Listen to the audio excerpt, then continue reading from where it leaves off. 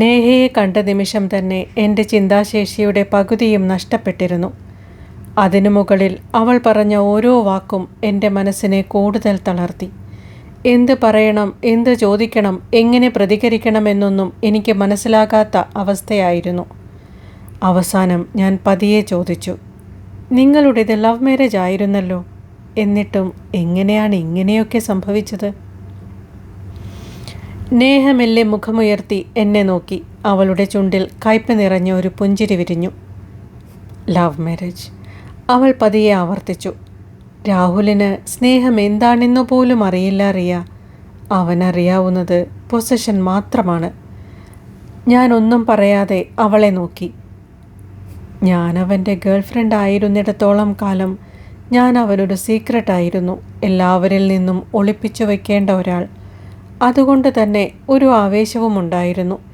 പക്ഷേ ഞാൻ അവൻ്റെ ഭാര്യയായ നിമിഷം എല്ലാം മാറി. ലീഗലി ഞാൻ അവൻ്റേതായി മാറിയപ്പോൾ അവനും പൂർണ്ണമായും മറ്റൊരാളായി.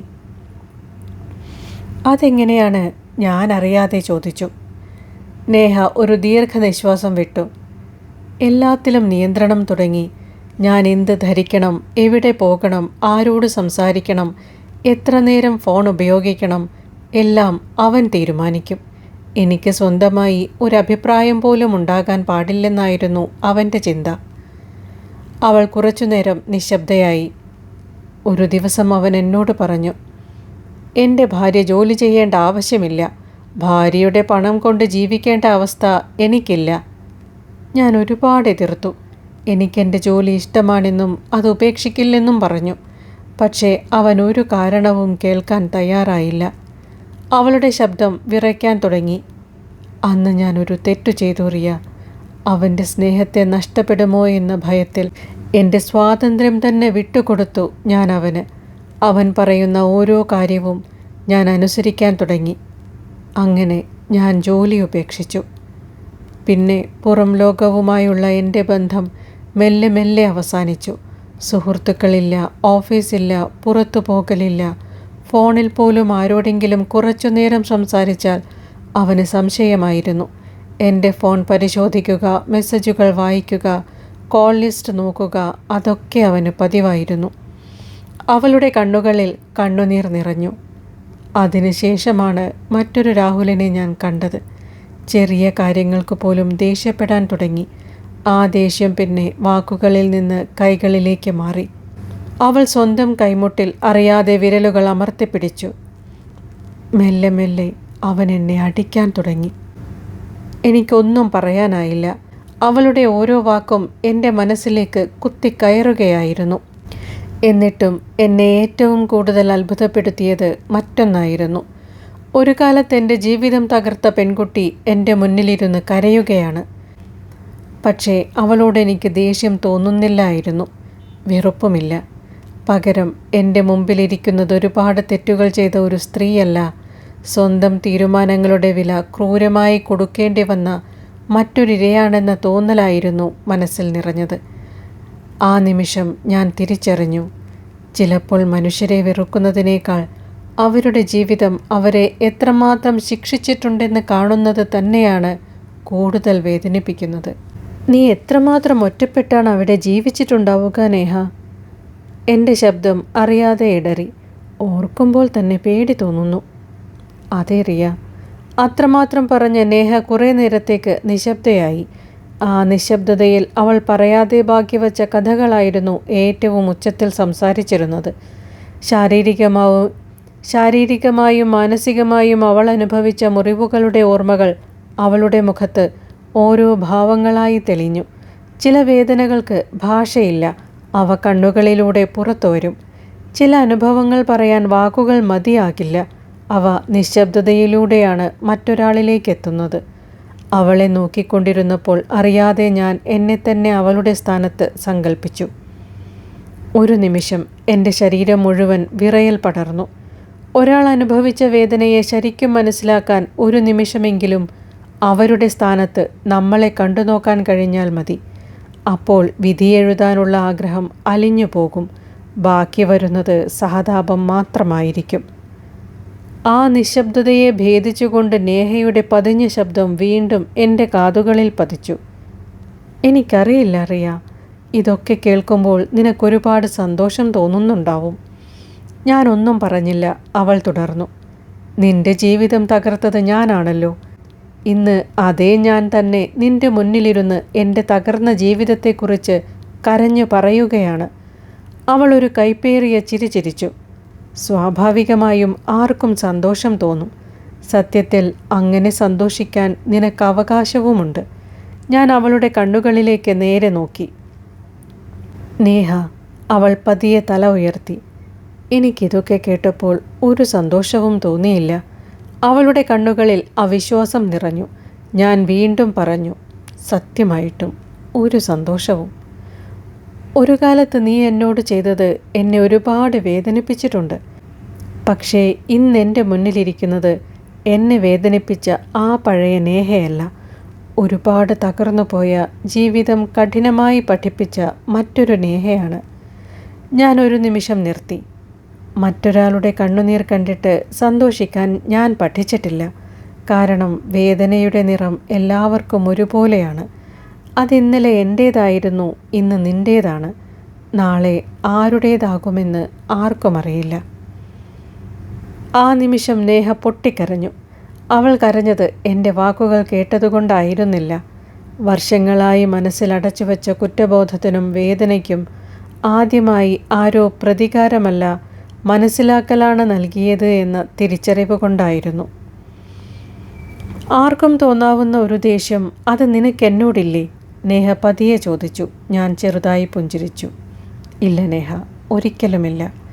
അവൾ അത്ഭുതത്തോടെ എന്നെ നോക്കി.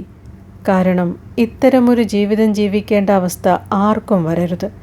എത്ര വലിയ തെറ്റ് ചെയ്ത ആളായാലും ശരി, ഓരോ ദിവസവും ഭയത്തോടെയും അപമാനത്തോടെയും കണ്ണീരുമായും ജീവിക്കുന്നത് എത്ര വലിയ ശിക്ഷയാണെന്ന് ഇപ്പോൾ എനിക്ക് മനസ്സിലായി. നീ ചെയ്ത തെറ്റ് ഞാൻ ന്യായീകരിക്കുന്നില്ല. പക്ഷേ നീ അനുഭവിച്ച വേദന കണ്ടപ്പോൾ എനിക്ക് നിന്നോട് ദേഷ്യത്തേക്കാൾ കൂടുതൽ തോന്നിയത് സഹതാപമാണ്. ഞാൻ പറഞ്ഞ വാക്കുകൾ കേട്ടപ്പോൾ നേഹയുടെ മുഖഭാവം മാറി. അവളുടെ ചുണ്ടുകൾ വിറച്ചു. കണ്ണുകളിൽ കണ്ണുനീർ നിറഞ്ഞു. കുറച്ചു നിമിഷങ്ങൾ അവൾക്ക് ഒന്നും പറയാൻ കഴിഞ്ഞില്ല. ഒടുവിൽ വിറയുന്ന ശബ്ദത്തിൽ അവൾ പറഞ്ഞു, റിയ, നീ ശരിക്കും വലിയൊരു മനസ്സിൻ്റെ ഉടമയാണ്. ഇത്രയും അനുഭവങ്ങൾ കഴിഞ്ഞിട്ടും ഒരാളോട് ഇത്ര കരുണയോടെ സംസാരിക്കാൻ എല്ലാവർക്കും കഴിയില്ല. നിന്നെപ്പോലെ ഇത്ര വിശാലമായി ചിന്തിക്കാൻ എത്ര പേർക്ക് കഴിയും? എനിക്കൊരിക്കലും കഴിയില്ല. അതെനിക്കുറപ്പാണ്. ഞാൻ മന്ദഹസിച്ചു. അല്ല നേഹ, ഞാനും ഒരു കാലത്ത് നിന്നെ വെറുത്തിരുന്നു. പ്രതികാരം ചെയ്യണമെന്ന് വളരെ ചിന്തിച്ചിട്ടുണ്ട്. പക്ഷേ ആ ദേഷ്യം എന്നെയാണ് ഓരോ ദിവസവും ഉള്ളിൽ നിന്ന് തകർത്തത്. ഒരു ദിവസം എനിക്ക് മനസ്സിലായി, മറ്റൊരാളെ ശിക്ഷിക്കാനുള്ള ആഗ്രഹം ആദ്യം നമ്മളെയാണ് തടവിലാക്കുന്നത് എന്ന്. അന്നാണ് ഞാൻ ആ ദേഷ്യം പതിയെ വിട്ടുകളഞ്ഞത്. നേഹ ഒന്നും പറയാതെ എൻ്റെ കയ്യിൽ മുറുകെ പിടിച്ചു. ആ പിടിയിൽ കുറ്റബോധവും നന്ദിയും വേദനയും എല്ലാം ഉണ്ടായിരുന്നു. ചില ബന്ധങ്ങൾ ക്ഷമ കൊണ്ടാണ് വീണ്ടും ജനിക്കുന്നത്. ആ നിമിഷം ഞങ്ങളുടെ സൗഹൃദവും അങ്ങനെ തന്നെ പുതുതായി ജനിക്കുകയായിരുന്നു. ആദ്യമായി അവൻ അടിച്ച ദിവസം ഇന്നും ഞാൻ മറന്നിട്ടില്ല. നേഹ പറഞ്ഞു. എൻ്റെ ഹൃദയമിടിപ്പ് വേഗത്തിലായി. എന്തിനായിരുന്നു? ഞാൻ പതിയെ ചോദിച്ചു. നേഹ കൈപ്പോടെ ചിരിച്ചു. കാരണമോ? അങ്ങനെ വലിയ കാരണമൊന്നും ഉണ്ടായിരുന്നില്ല. അവൾ ഒരു നിമിഷം നിശബ്ദയായി. കോളേജിൽ പഠിച്ചിരുന്ന എൻ്റെ ഒരു പഴയ കൂട്ടുകാരി വർഷങ്ങൾക്കു ശേഷം എന്നെ വിളിച്ചു. അവളോട് ഞാൻ 5 മിനിറ്റ് സംസാരിച്ചതേയുള്ളൂ. ഫോൺ വച്ച ഉടനെ രാഹുൽ എൻ്റെ ഫോൺ വാങ്ങി കോൾ ലിസ്റ്റ് നോക്കി. ഇവൾ ആരാണ്? അവൻ ചോദിച്ചു. ഞാൻ കാര്യം പറഞ്ഞു. പക്ഷേ അവൻ വിശ്വസിച്ചില്ല. എന്നെ കബളിപ്പിക്കാനാണോ ശ്രമിക്കുന്നത് എന്ന് ചോദിച്ച് അവൻ അലറാൻ തുടങ്ങി. ഞാനും ആദ്യമായി ശക്തമായി മറുപടി പറഞ്ഞു. എനിക്ക് സുഹൃത്തുക്കളോട് സംസാരിക്കാൻ പോലും അവകാശമില്ലേ എന്ന്. നേഹയുടെ ശബ്ദം വിറച്ചു. ആ ചോദ്യം അവൻ ഇഷ്ടപ്പെട്ടില്ല. അവൾ അറിയാതെ സ്വന്തം കവിളിൽ കൈവച്ചു. ഒരു നിമിഷം കൊണ്ട് അവൻ്റെ കൈ എൻ്റെ കവിളിൽ പതിച്ചു. മുറിയിൽ വീണ്ടും നിശബ്ദത നിറഞ്ഞു. അടി കൊണ്ടതിൻ്റെ വേദനയേക്കാൾ എന്നെ തകർത്തത് മറ്റൊന്നായിരുന്നു. അവൾ കണ്ണുനീർ തുടച്ചു. ഞാൻ സ്നേഹിച്ച മനുഷ്യൻ, എൻ്റെ ജീവിതമെന്ന് വിശ്വസിച്ച മനുഷ്യൻ ഒരു മടിയും കൂടാതെ എൻ്റെ നേരെ കൈ ഉയർത്തി എന്ന തിരിച്ചറിവ്. അവൻ കുറച്ചു നേരം കഴിഞ്ഞ് വന്ന് ദേഷ്യത്തിൽ സംഭവിച്ചതാണ് എന്ന് പറഞ്ഞ് മാപ്പ് ചോദിച്ചു. ഇനി ഒരിക്കലും ആവർത്തിക്കില്ലെന്നും പറഞ്ഞു. അവൾ തല കുലുക്കി. ഞാനും വിശ്വസിച്ചു.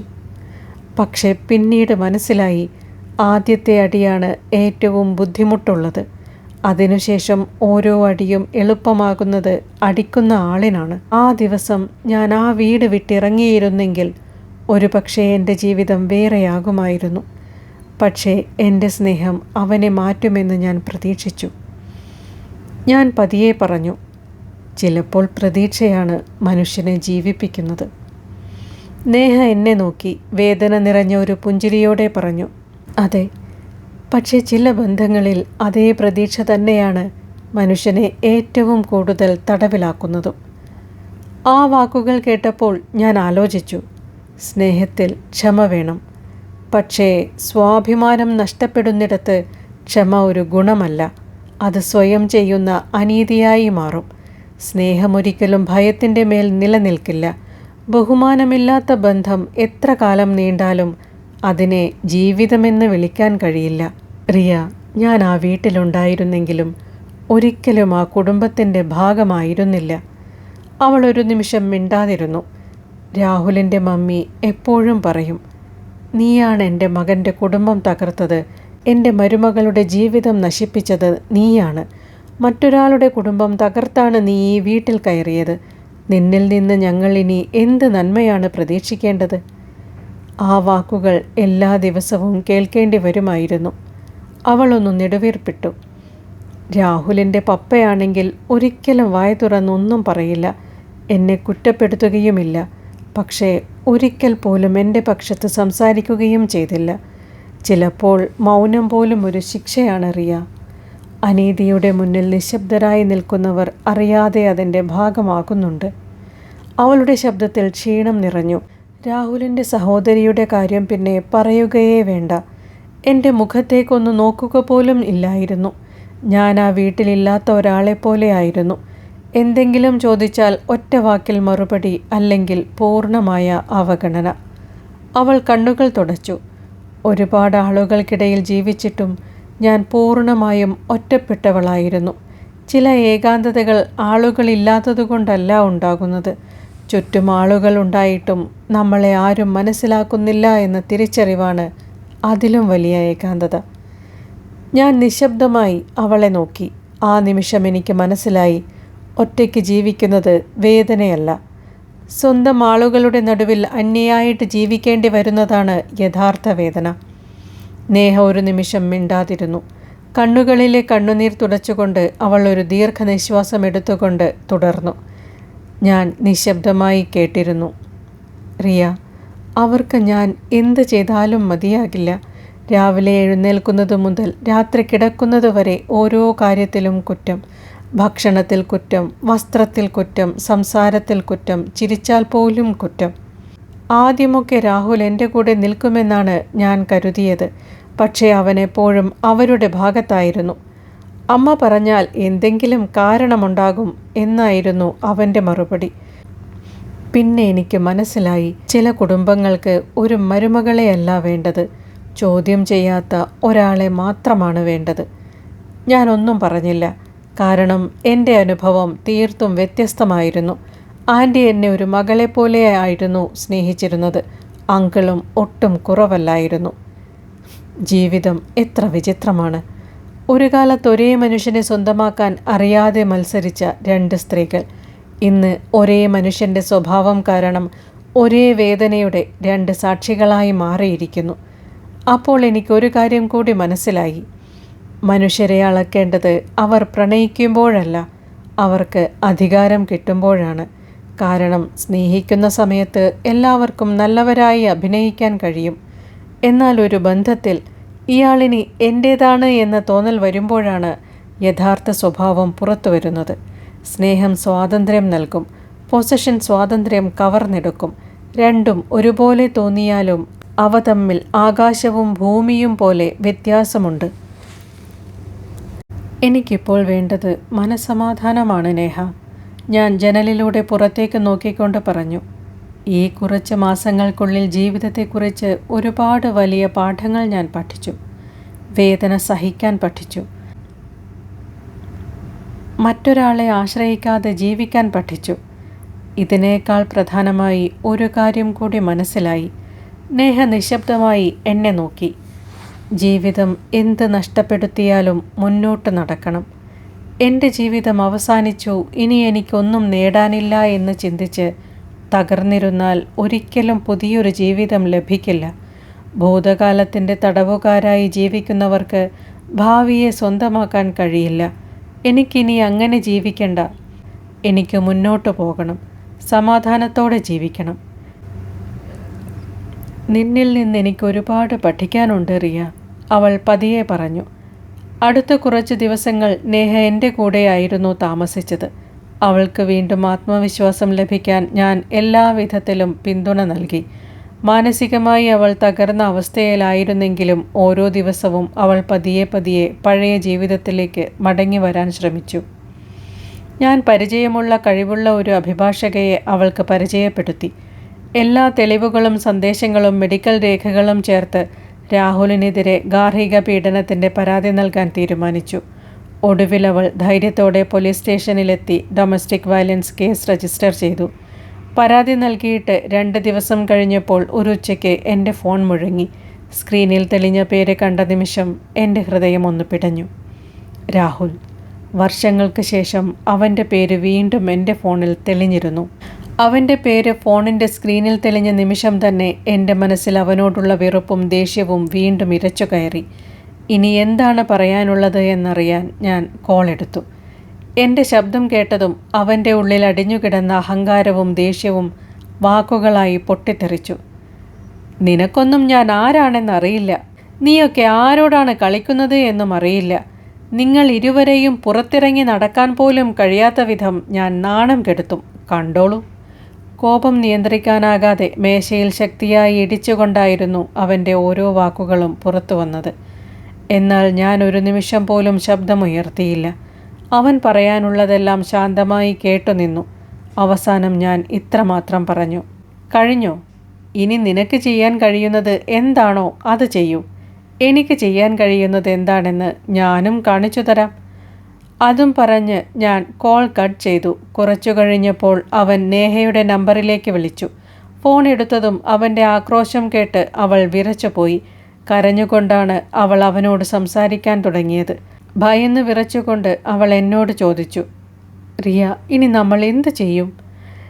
ഞാൻ അവളുടെ കയ്യിൽ മുറുകെ പിടിച്ചുകൊണ്ട് പറഞ്ഞു, ഈ നാട്ടിൽ പോലീസും കോടതിയും ഇപ്പോഴുമുണ്ട്. നമ്മൾ എന്തിനു പേടിക്കണം? എന്ത് ചെയ്യണമെന്ന് നിയമം തീരുമാനിക്കും. അതിനുശേഷം ഞാൻ രാഹുലിനോട് പറഞ്ഞു, ഇതുവരെ അവൾ ഒറ്റയ്ക്കായിരുന്നിരിക്കാം, പക്ഷേ ഇനി അങ്ങനെയല്ല. അവൾക്കൊപ്പം ഞാനുമുണ്ട്. നിനക്ക് ചെയ്യാൻ കഴിയുന്നത് നീ ചെയ്യൂ. എനിക്ക് ചെയ്യാൻ കഴിയുന്നത് ഞാനും ചെയ്യും. അതും പറഞ്ഞ് ഞാൻ ഫോൺ കട്ട് ചെയ്തു. ആ നിമിഷം മുതൽ ഭയത്തിൻ്റെ സ്ഥാനത്ത് ധൈര്യമായിരുന്നു. എന്ത് സംഭവിച്ചാലും ഇനി പിന്നോട്ടില്ലെന്ന് ഞങ്ങൾ 2 പേരും മനസ്സിൽ ഉറപ്പിച്ചിരുന്നു. ഫോൺ കട്ട് ചെയ്തതോടെ മുറിയിൽ ഏതാനും നിമിഷങ്ങൾ നിശബ്ദത നിറഞ്ഞു. നേഹയുടെ കണ്ണുകളിൽ ഇപ്പോഴും ഭയത്തിൻ്റെ നിഴൽ വ്യക്തമായിരുന്നു.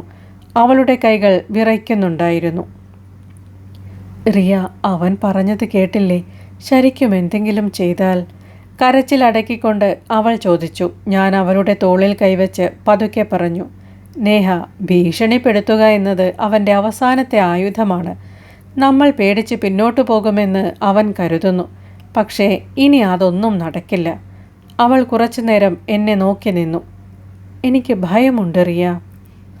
ഭയം എനിക്കുമുണ്ട്. പക്ഷേ ആ ഭയം കൊണ്ടല്ല നമ്മൾ തീരുമാനമെടുക്കേണ്ടത്. നിയമം നമ്മുടെ കൂടെയുണ്ടെങ്കിൽ ആരെയും പേടിക്കേണ്ട കാര്യമില്ല. അവളുടെ കണ്ണുകളിൽ പതിയെ ഒരു ആത്മവിശ്വാസം അടങ്ങി വരുന്നത് ഞാൻ കണ്ടു. അപ്പോൾ തന്നെ ഞാൻ എൻ്റെ അഭിഭാഷകയെ വിളിച്ചു. സംഭവിച്ചതെല്ലാം വിശദമായി പറഞ്ഞു. രാഹുൽ നടത്തിയ ഫോൺ ഭീഷണിയെക്കുറിച്ചും അവൻ ഉപയോഗിച്ച വാക്കുകളെക്കുറിച്ചും ഒന്നും മറച്ചു വച്ചില്ല. എല്ലാം ശ്രദ്ധയോടെ കേട്ട ശേഷം അവർ പറഞ്ഞു, റിയ, ഇനി മുതൽ അവൻ ചെയ്യുന്ന ഓരോ കോളും ഓരോ മെസ്സേജും ഓരോ ഭീഷണിയും തെളിവാണ്. ഒന്നും ഡിലീറ്റ് ചെയ്യരുത്. കഴിയുമെങ്കിൽ കോൾ റെക്കോർഡ് ചെയ്യുക, എല്ലാ സ്ക്രീൻഷോട്ടുകളും സൂക്ഷിക്കുക, ആവശ്യമെങ്കിൽ ഉടൻ പോലീസിൽ പരാതി നൽകാം. ആ വാക്കുകൾ ഞങ്ങൾക്ക് വലിയ ആത്മവിശ്വാസമായി. അന്ന് രാത്രി തന്നെ രാഹുൽ വീണ്ടും പലതവണ വിളിച്ചു. പക്ഷേ ഞങ്ങൾ ഫോൺ എടുത്തില്ല. തുടർച്ചയായി മെസ്സേജുകൾ വരാൻ തുടങ്ങി. ഓരോ മെസ്സേജും ഓരോ ഭീഷണിയായിരുന്നു. ഞാൻ ഓരോന്നിൻ്റെയും സ്ക്രീൻഷോട്ട് എടുത്ത് പ്രത്യേകം ഫോൾഡറിൽ സൂക്ഷിച്ചു. പിറ്റേന്ന് രാവിലെ ഞങ്ങൾ നേരെ പോലീസ് സ്റ്റേഷനിലേക്ക് പോയി. സ്റ്റേഷനിനുള്ളിൽ കയറുമ്പോൾ നേഹയുടെ കാലുകൾ വീണ്ടും വിറച്ചു. ഞാൻ അവളുടെ കൈ മുറുകെ പിടിച്ചു. ഇന്നു മുതൽ നമ്മൾ ഇരകളല്ല, നീതിക്ക് വേണ്ടി പോരാടുന്നവരാണ്. അവൾ എൻ്റെ മുഖത്തേക്ക് നോക്കി. ഇത്തവണ അവളുടെ കണ്ണുകളിൽ ഭയത്തേക്കാൾ കൂടുതൽ ഉറച്ച തീരുമാനമായിരുന്നു.